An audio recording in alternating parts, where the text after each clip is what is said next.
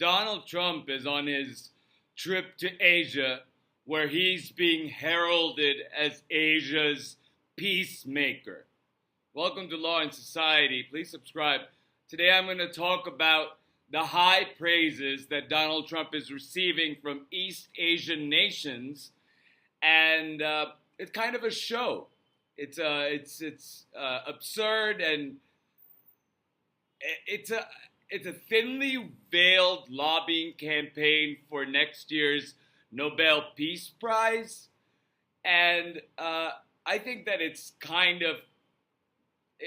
tacky. Anyway, so he went to Thailand and Cambodia, and I believe he brokered a ceasefire between Cambodia and Thailand. That's what both those countries have said. Cambodia has also nominated Donald Trump for next year's Nobel Peace Prize. Remember, Pakistan also did that under the claim that Donald Trump had brokered a ceasefire between India and Pakistan in their recent conflict. India doesn't seem to believe that happened. And Donald Trump tacitly brings up Prime Minister Narendra Modi of India and saying, no, we will fight, and sort of inferring that maybe Donald Trump had something to do with the ceasefire with India and Pakistan as well. India is not having any of it. Then he went to Japan, meandered through Japan, and Japan's new prime minister feted him with American rice and American beef to please President Trump, and then nominate him for next year's Nobel Peace Prize as well. I don't know what to say about these nominations, but to say that let's see how long the peace deals can stay in place, because as I speak, Israel and Hamas are violating the ceasefire that was established by Donald Trump's regime in Israel and Gaza. It's being reported that over 60 people have died after Israel attacked Gaza. Gaza and Hamas is saying that Israeli soldiers came in, and Israel is claiming that Hamas killed Israeli soldier, thereby violating the ceasefire. So that ceasefire is slowly but surely seems like going up in flames. But Donald Trump seems to be okay with Israel hitting Hamas, and at least he seems to be saying that if Hamas gets aggressive, that Donald Trump will take them out or disarm them ourselves, meaning, I guess, the U.S. troops. I don't know. Then he went to South Korea, and in South Korea, Donald Trump was feted by the highest honor in South Korea. I can't pronounce it, so I'm not going to butcher the name. And also gave him a replica of an ancient Silla crown. Silla was an empire which at its peak had control over 2/3 of the Korean peninsula. Well, first of all, I kind of fell off my chair when I saw that, because I was like, oh, that better not be one of those real crowns. And later on, I was slightly relieved, because South Korea is not that stupid. They made a replica of the crown, specially made, specially manufactured for special Donald Trump, in order to present it to him for his efforts of bringing peace to the peninsula. And by bringing peace to the peninsula, it means talking openly about befriending Kim Jong-un.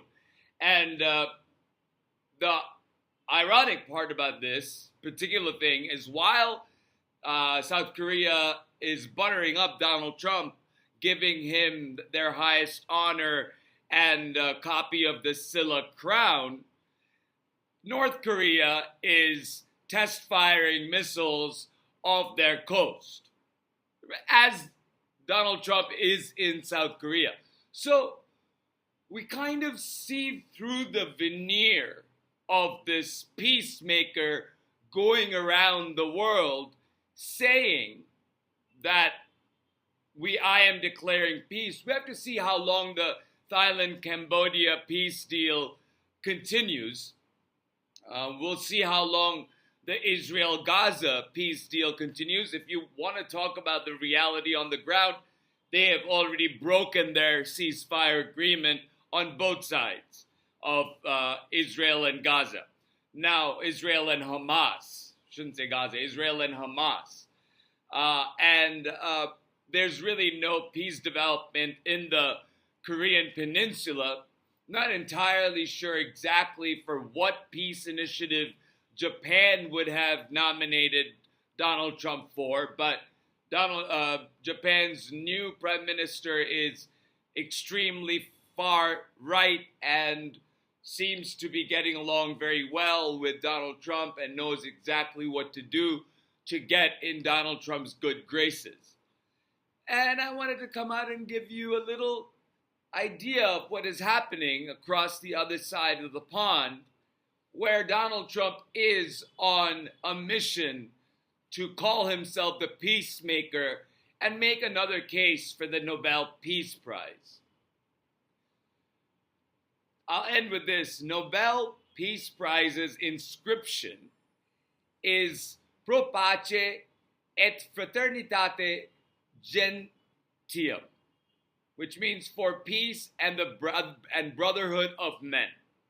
So we're going to have to see how peaceful Donald Trump can be, because while he is being the peacemaker in Asia, mind you, he's not considering China or India into part of that, because he still has considerable trade tensions with China and India.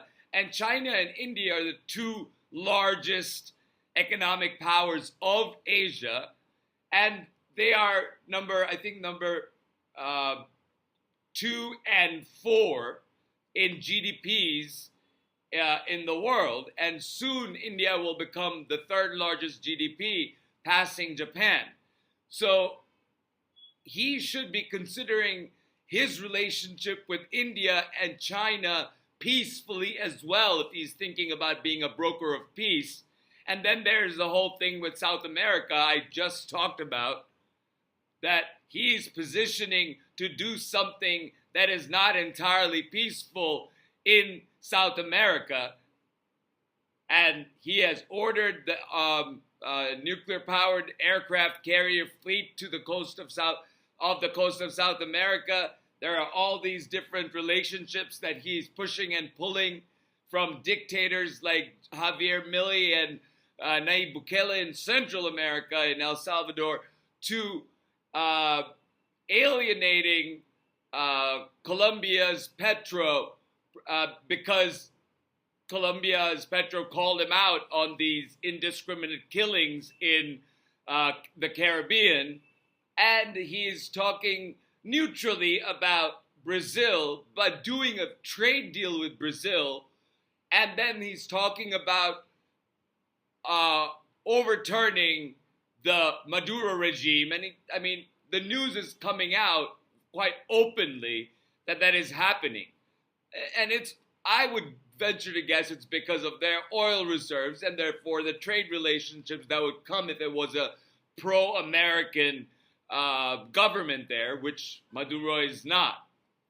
And so it's not clear what the posture is of Donald Trump as he vies to be the peacemaker, while he's sending out National Guard troops, federal agents who are assaulting American citizens on American streets, violating their First Amendment rights.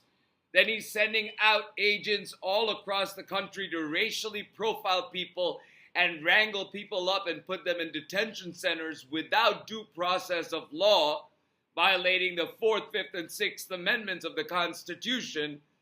Then collaborating with states like Texas and Florida and Indiana to electorally cause insurrection and undo the congressional maps and he's playing the role of a fascist dictator in America as he divides the American people constantly on a regular basis while he demolishes our history by destroying the West. He's destroying the West Wing by being there. And he's literally destroyed the East Wing because he got angry that 8 million Americans got onto the streets of America and told him to shove it. And we are dealing with a police state in America where Donald Trump is violating constitutional norms that give power to the states, that give power to Congress. He's taking away Congress's power. He's taking away Congress's spending power, Congress's tariffing power. He's taking away state policing power. And all of these things are hanging in courts, but he continues to attack America from within. Also by imposing the tariffs, which 2 courts have said are invalid. So in a gist, Donald Trump's CV at this point, his resume, looks very much disruptive as opposed to for the peace and brotherhood of men. Because if he was seeking brotherhood, he wouldn't seek to divide Americans by doing something as heinous as depriving blue-governed states of FEMA disaster relief and thereby betraying his own people because the area of Maryland where the disaster struck, which FEMA is denying relief for, voted overwhelmingly for Donald Trump. So the irony there is quite clear. And Donald Trump is betraying them because they live in a blue-governed state. Yeah, I'm going off into this, limitless rant, but think about it. If you're thinking about Donald Trump being a peacemaker, shouldn't he be consistent in making peace?